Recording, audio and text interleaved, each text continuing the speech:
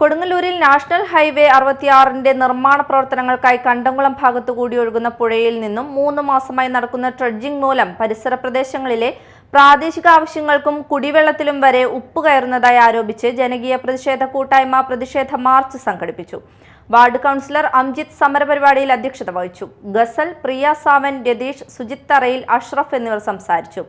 ട്രെഡ്ജിംഗ് നിർത്താത്ത പക്ഷം അനിശ്ചിതകാല നിരാഹാരം പോലുള്ള സമരപരിപാടിയിലേക്ക് കടക്കുമെന്ന് സമരസമിതി പ്രഖ്യാപിച്ചു.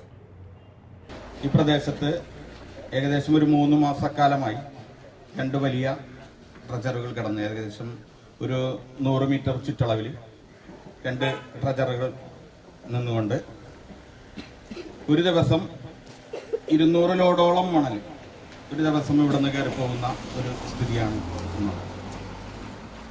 ഏകദേശം 100 മീറ്റർ ചുറ്റളവിൽ ഇത്തരം ഒരു മണലൂറ്റ് നടന്നാലുണ്ടാകാവുന്ന പാരിസ്ഥിതിക പ്രശ്നങ്ങൾ നമുക്ക് അവർക്ക് അറിയാവുന്നതാണ്.